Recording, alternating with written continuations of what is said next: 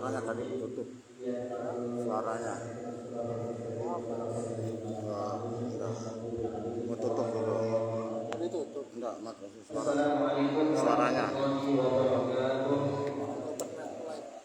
Bismillahirrahmanirrahim. Alhamdulillahirabbil alamin wa bihi nasta'inu 'ala umuri dunya wad din. Allahumma shalli wa sallim 'ala sayyidina Muhammadin wa rahmatillah. 'adada ma fi 'ilmillah salatan wa salaman daimin bi nawaitillah wa 'ala alihi wa sahbihi wa man wala. Nawaitu ta'alluma wa ta'mina wa tadhakkura wa tadhkira wa nafa'a wa intifa'a wa ibadah wa istifadah wa ta'ala asru bi kitabillah wa sunnati rasulih wa du'a al-huda wa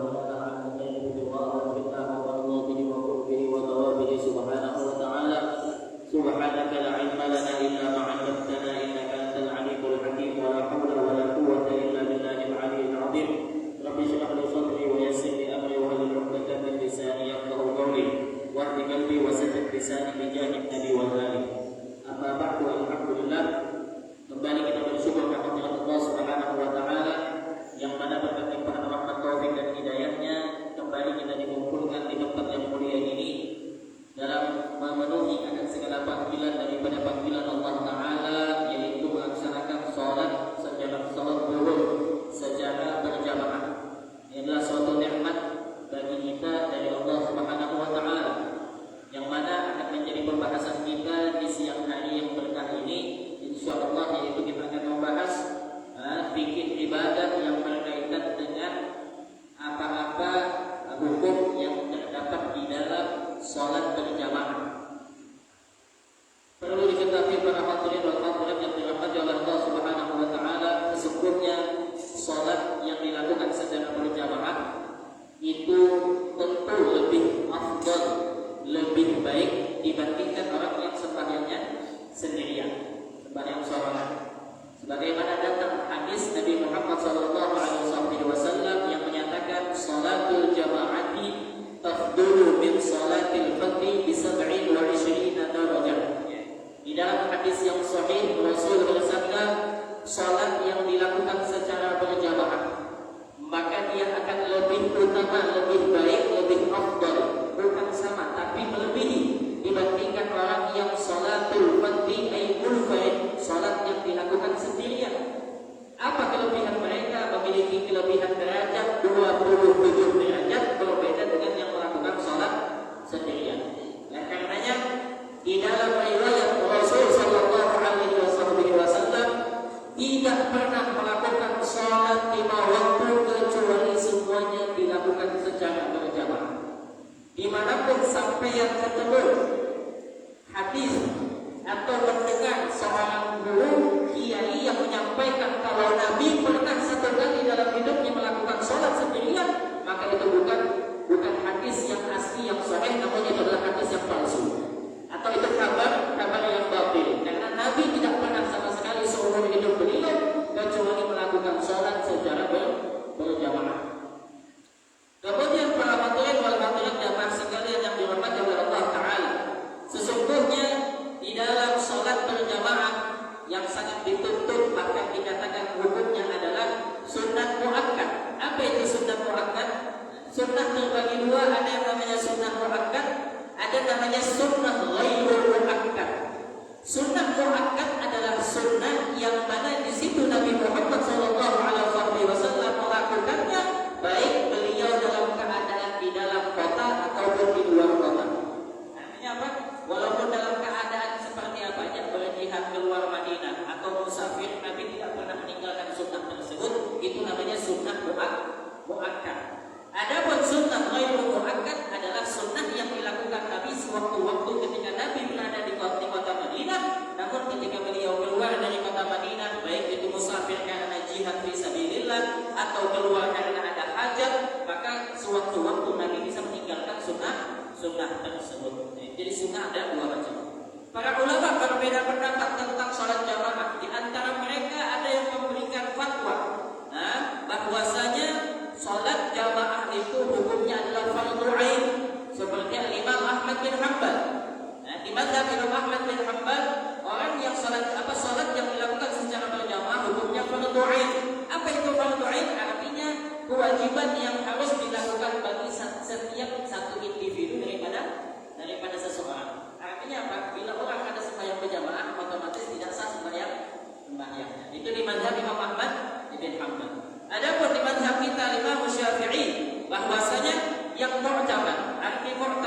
kebanyakan dipegangi oleh para ulama bahwasanya sholat jamaah hukumnya apa? Fardu kifayah.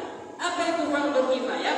Fardu kifayah adalah kewajiban yang mana apabila dilakukan oleh salah satu daripada satu kelompok yang besar, satu yang melakukan di antara mereka, maka jatuhlah kewajiban tadi bagi mereka yang sisa yang tidak melakukannya. Seperti misalnya melakukan menjawab daripada salam. Orang yang mengucapkan salam hukumnya apa?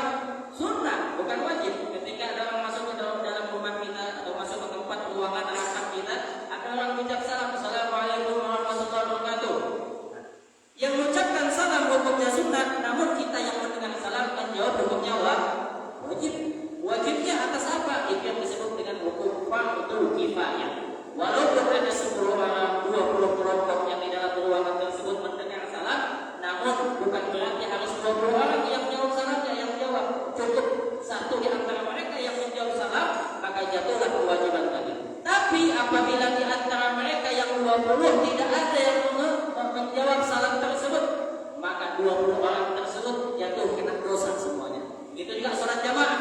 Di dalam mazhab kita apabila satu kampung tidak ada yang mau sholat jamaah misalnya, baik itu di rumahnya atau di masjid, maka satu kampung tersebut kena dosanya. Itu hukum muhtamad di dalam mazhab Imam Syafi'i. Kemudian selanjutnya mungkin saat ini kita yang tergambar sholat jamaah itu adalah sholat yang dilakukan secara kelompok di masjid atau di musola. Adapun selain yang di masjid dan di musola berarti bukan jamaah, bukan begitu. Apa yang berjamaah? Sholat berjamaah itu adalah rabtu sholatil ma'mum bi sholatil imam. Yang dimaksud dengan sholat berjamaah yaitu kaitan atau hubungan sembahyangnya seorang makmum dengan seorang imam. Yang mana artinya apabila di dalam sholat tersebut ada terdiri di dalamnya imam dan ada juga satu makmum, maka ini disebut dengan sholat berjamaah. Tapi sepaling minimal yang disebut dengan sholat jamaah yaitu antara adanya imam dan satu makmum. Adapun selebihnya maka itu kan namanya jamaah yang besar. Salah satu di antara kelebihan kenapa kita dituntut untuk sholat jamaah di antaranya apa? Qabulus sholati. Makanya jangan sampai kita ketinggalan kalau bisa, apalagi di tempat yang alhamdulillah punya sarana tempat semacam ini. Nah, kita yang kerja di tempat semacam ini, kalau bisa setiap waktu sholat kita kumpul sholatnya jamaah, jangan nunda. Nah, kenapa? Karena di dalam sholat jamaah fadilah yang paling terbesar yaitu pasti diterimanya sholat orang yang berjamaah. Ini kita sholat kalau masing-masing belum tentu semuanya diterima. Kenapa? Karena sholat yang diterima oleh Allah apa? Ala qadril qubul wal khusyuk.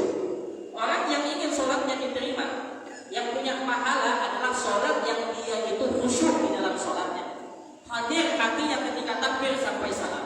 Ada orang yang bilang Allahu Akbar takbir, nah tapi otaknya di mana? Misalnya lagi mikirkan di mall. Nah, yang takbir misalnya otaknya di mana? Lagi mikirkan apa? Pom bensin. Ini udah ada apa belum? Bertalin misalnya atau ngantri apa? Pikirkan yang lain, pikirkan makan siang atau apa? Maka rakaat yang pertama dia lalai daripada Allah Ta'ala, maka dia tidak terima daripada sholatnya. Walaupun secara zahir dia telah jatuh kewajiban tuntutan sembahyangnya, tapi tidak ada pahala di sisi Allah Subhanahu wa Ta'ala. Namun orang yang sholatnya berjamaah, kita sholat jamaah semacam tadi, Allah Ta'ala akan memandang kepada jamaah tersebut, yang mana diperintahkan oleh Allah, wahai malaikat coba cek bagaimana sholat mereka yang berjamaah. Lalu kata malaikat apa? Ya Rabb, saya dapati di dalam jamaah, ternyata di dalam jamaah yang banyak di tempat satu masjid tadi, tak ada yang sholatnya khusyuk. Kecuali berapa orang? Kecuali cuma 3 dan 2 orang yang khusyuk di sana. Siapa dia? Imam sama makmum yang di belakangnya, 2 orang. Sisanya kiri kanan ke belakang, udah ada yang di pasar, ada yang di rumah, ada yang di warung. Lalu kata Allah apa? Oleh karenanya aku terima sholat mereka, wahai malaikatku, disebabkan 2 orang yang khusyuk di dalam sholatnya. Namun seandainya tidak ada orang khusyuk sama sekali, kecuali satu orang, siapa? Imam. Imamnya yang khusyuk, yang lainnya sudah kemana-mana pikirannya. Maka dengan sebab berkat imam yang khusyuk tadi, Allah Ta'ala terima semua sholat yang jamaah. Berkat siapa? Imam. Lalu kata malaikat, ya Rabb, bagaimana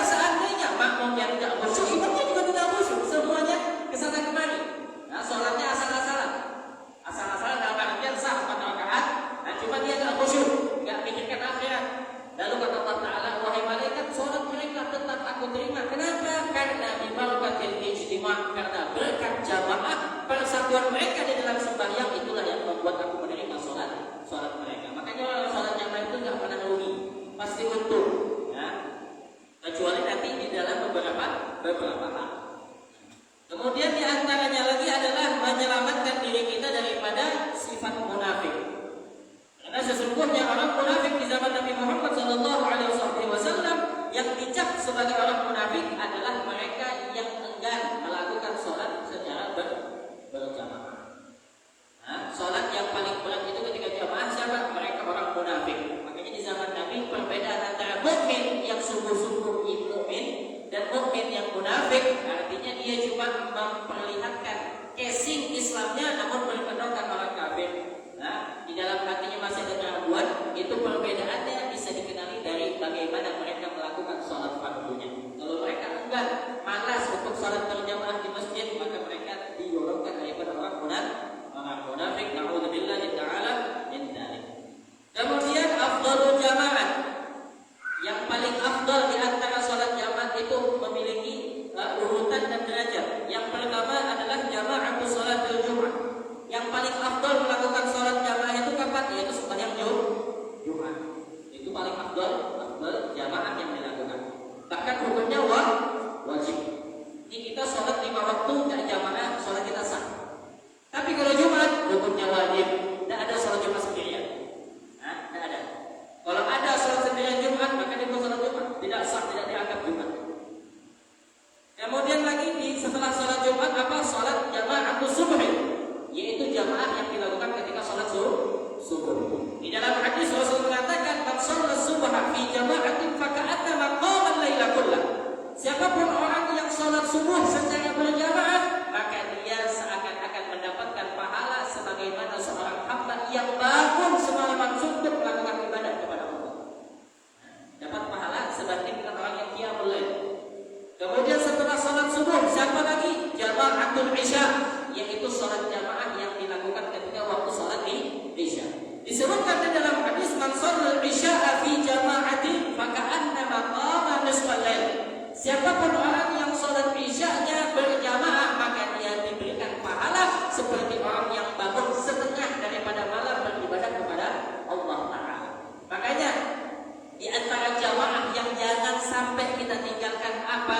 Kalau kita tidak mampu 5 waktu melakukan sholat jamaah, minimal 2 waktu ini jangan kita tinggalkan. Apa itu? Sholat subuh dan sholat isya. Ini penting jamaah di dalam 2 sholat.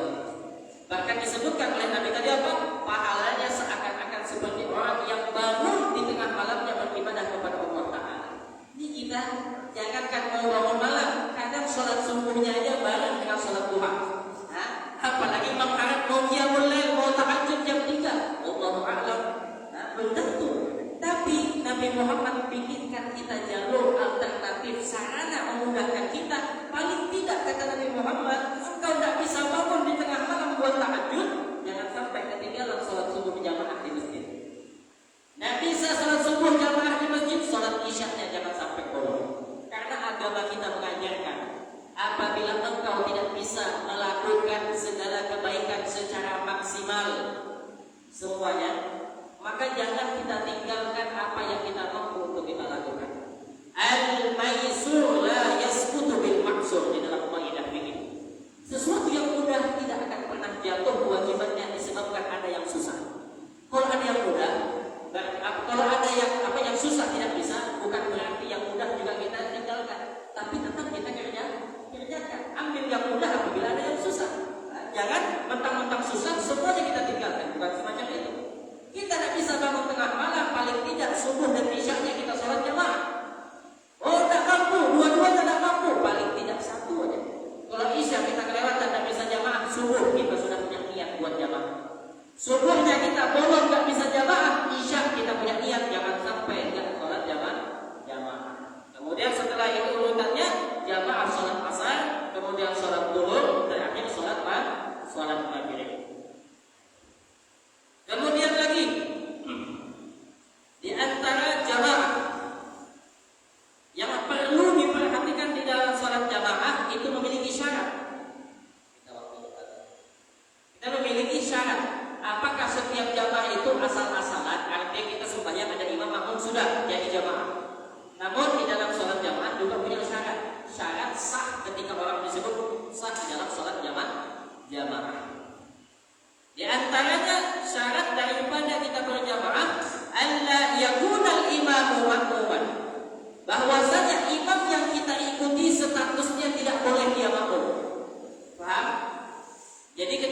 ingin menjadi makmum, kita mau berjamaah atau bahasanya itu berimaman.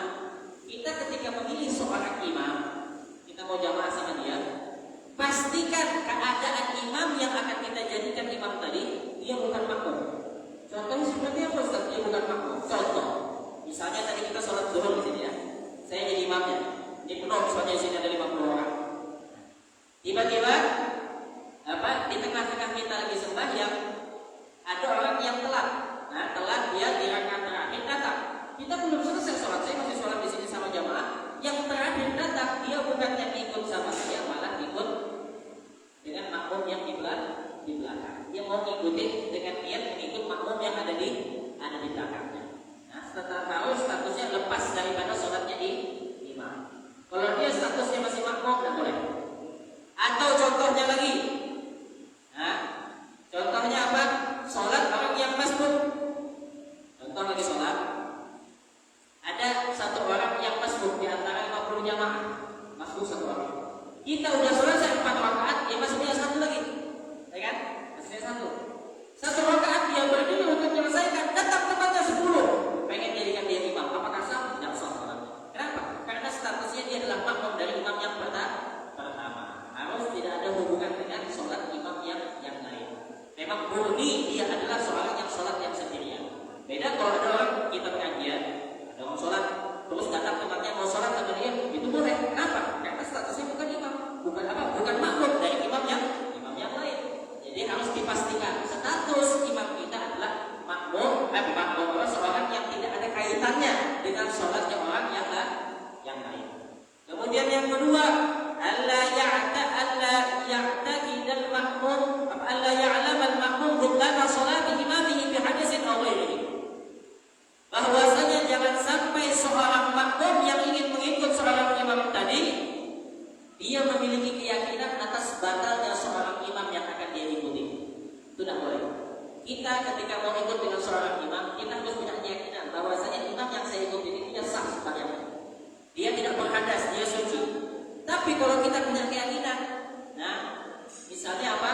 Misalnya teman kita tadi kita nongkrong misalnya depan aula, tiba-tiba teman kita tadi celananya atau bagian dari pakaiannya terkena najis, dan kita lihat ketika kita lagi duduk sama-sama juga, tiba-tiba waktu sholat zuhur masuk, teman kita yang kita lihat bajunya kena najis, dia yang jadi imam dan kita meyakini kalau tuh baju belum diganti masih ada najisnya kelihatan.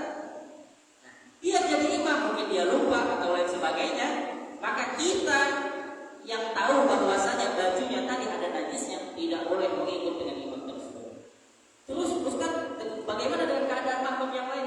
Ada pun makmum yang lain karena mereka tidak mengetahui keadaan imam bajunya ada najis, maka sholat mereka tetap sah. Kenapa? Karena makmum yang lain dia tidak mengetahui, tidak memiliki keyakinan yang mereka tahu ini imam adalah orang yang suci, ya kan? Sedangkan kita yang datang ikut di sini, kita tahu karena kita lihat tadinya dia bajunya kena najis dan bajunya diganti. Nah, jadi kita yang tidak boleh ikut, adapun yang sudah terlanjur, maka tetap sholat mereka sah karena mereka tidak meyakini akan batalnya sholat imam disebabkan kejadian yang mereka tidak ketahui. Terakhir, suatu masalah yang perlu diperhatikan dalam sholat jamaah. Terakhir, ketika sholat jamaah, salah satu fadilah dalam sholat jamaah ada istilah Fatihah yang ditanggung oleh imam. Mana dengan Fatihah makmum yang ditanggung oleh imam? Yang dimaksud dengan Fatihah yang ditanggung oleh imam adalah Fatihahnya seorang yang masbuk. Ya, ingat, Fatihah orang yang masbuk itu ditanggung oleh imam. Contohnya semacam apa Ustaz? Contohnya begini. Perlu diketahui dulu, orang masbuk itu apa?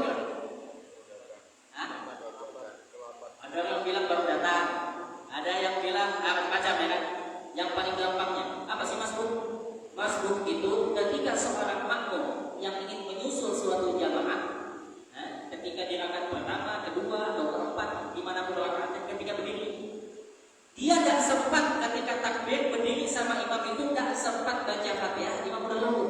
Itu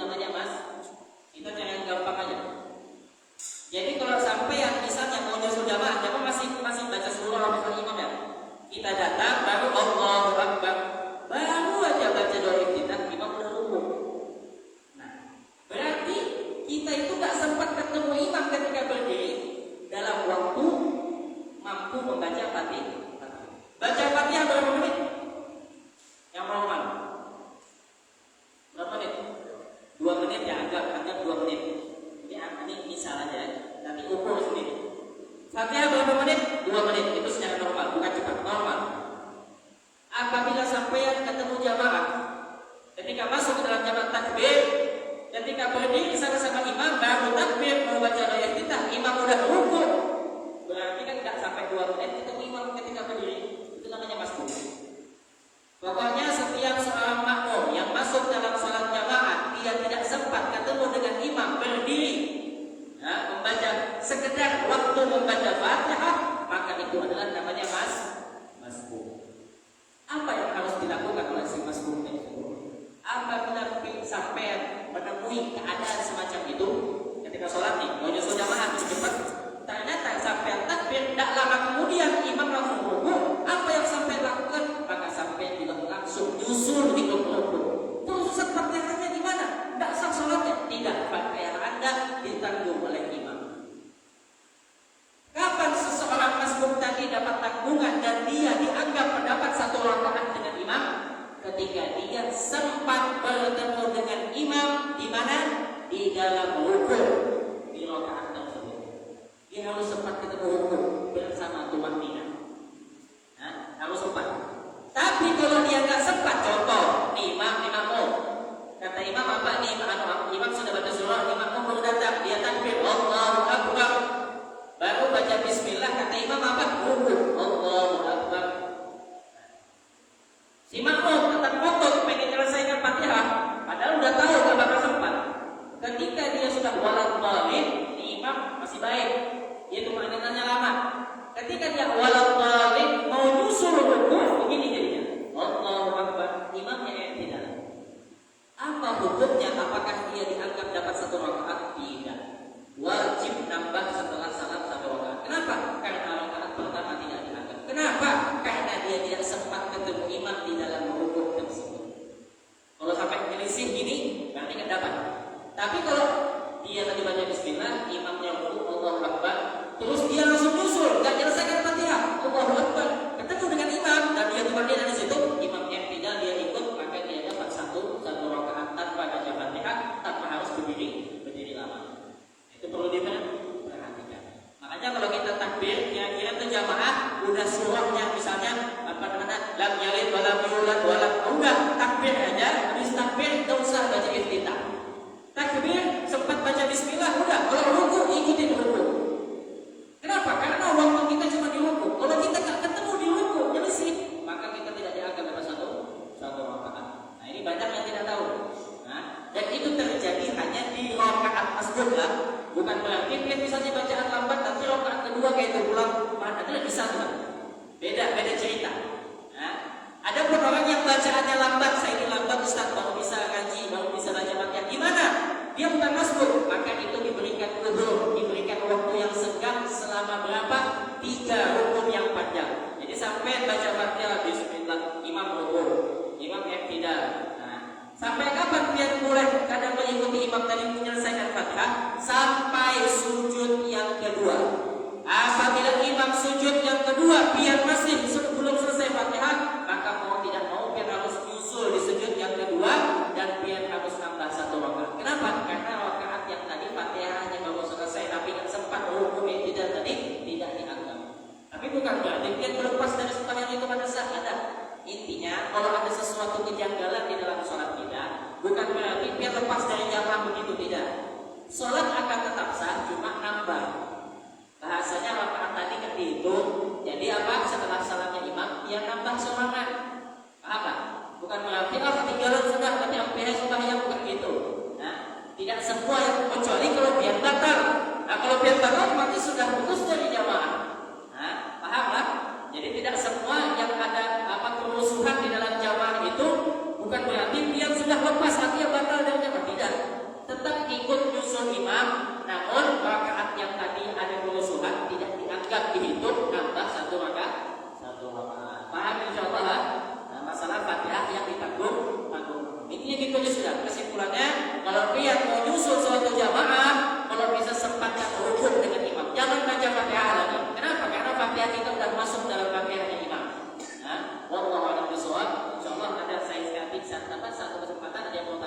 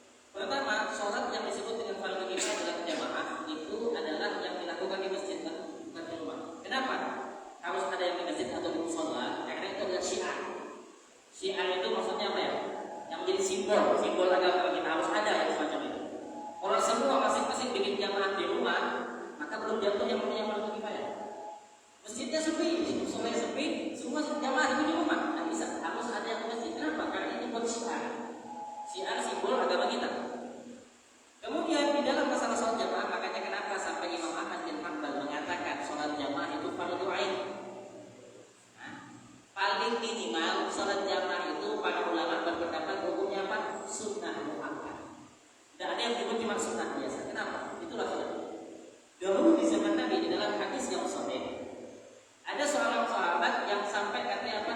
Digotong. Dia nggak bisa jalan.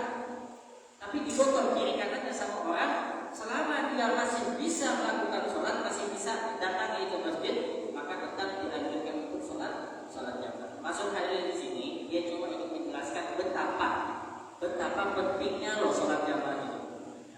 Jadi kita tidak terlihat dengan masalah apa budaya atau masalah ya kayak sampai bilang tadi apa? Artinya kan lebih entengkan masalah jamaah itu ya kan? Itu betul.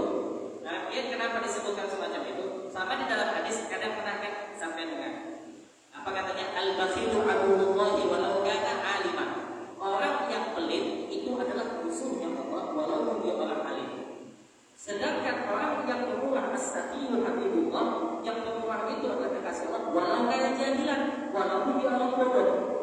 Kalau secara logika kita pikirkan gimana orang bodoh cuma karena dia pemurah bisa jadi kekasih Allah, sedangkan orang alim seharusnya kan orang alim itu yang dekat dengan Allah. Dia kekasih Allah sedangkan orang alim jadi bukan kekasih Allah. Apa yang masuk dalam hadis itu? Apakah kita cukup dengan apa namanya kata-kata royal di dalam hidup walaupun tidak punya ilmu, walaupun jadi orang jahil, itu sudah cukup menjamin kita menjadi kekasih Allah? Bukan begitu. Maksudnya hadis tersebut apa? Menunjukkan betapa pentingnya memiliki sifat royal, sifat pemurah. Karena itu yang bisa menyeret seseorang menjadi kekasih Allah, sampai-sampai dikatakan orang jahil lagi bisa jadi kekasih Allah disebabkan karena pemurah. Tapi bukan berarti kita harus jadi orang jahil yang pemurah, bukan begitu. Tetap kita dituntut jadi pemurah dan orang yang baik. Dia tekanan di dalam masuk hadis itu, dia memang betul menunjukkan artinya sholat jamaah itu bukan sholat yang dientengkan. Memang harus bahkan di zaman Nabi sampai Nabi itu menyuruh sahabat kalau ada orang yang sehat, orang yang mampu ke masjid tapi dia nggak mau ke masjid, bakar rumahnya kata Nabi. Hatta yuhriqa binnar, bakar rumahnya di apa namanya dikoyak satu orang. Kalau ada di zaman Nabi nggak sholat jamaah. Ada pun terkait masalah satu lagi, Ustaz saya sulit mau sholat jamaah, sedangkan kalau saya ke masjid yang di rumah saya nggak dapat sholat jamaah karena di rumah nggak bisa ke masjid. Gimana hukumnya? Afdal mana saya ke masjid atau di rumah? Kalau sampai mampu 2 kali sholat pulang, saya sholat zuhur, sampai mampu ke masjid, pulang masjid sampai 5 bilang yang di rumah, itu hebat. Nah, bagus. Ya sampai tahu buat orang sholat zuhur yang dulu pernah di jalan. Tapi kalau nggak mampu, waktu saya cuma sedikit, ya sudah, maka lebih afdal sampai yang sholat di rumah. Selama masjid itu tetap jalan ya, maksudnya masjid itu tetap jalan jamaahnya, walaupun sampai ke masjid. Nah, cuma kan fadilahnya kadang-kadang masjid yang rumah beda. Tapi ketika rumah kita, kalau kita yang ke masjid, yang di rumah nggak bakal jamaah, mau tidak mau kita yang sholat jamaah di rumah. Maka itu lebih afdal dibandingkan kita yang ke masjid. Nah, jadi begitu aja. Ada lagi?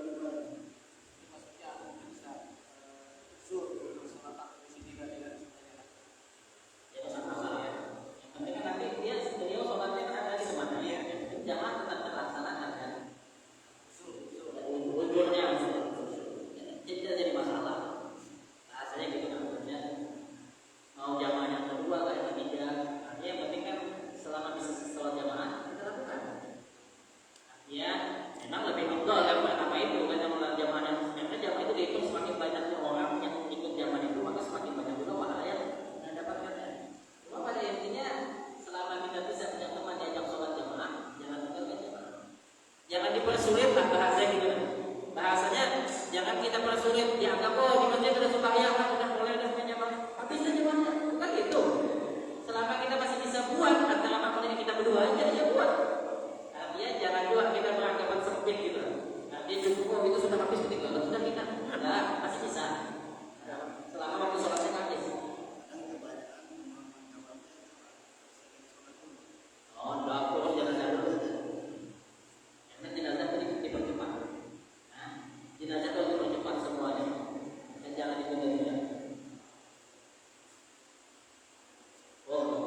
Kurang lebihnya Allah memaafkan dari itu. Apalagi ada salah penyampaian atau ada pertanyaan yang mungkin kurang puas dijawab, insya Allah lain waktu atau kapan kita ketemu bisa ditanyakan dengan guru atau dengan guru yang akan datang. Billahi taufiq wal hidayah. Wassalamualaikum warahmatullahi wabarakatuh. Waalaikumsalam.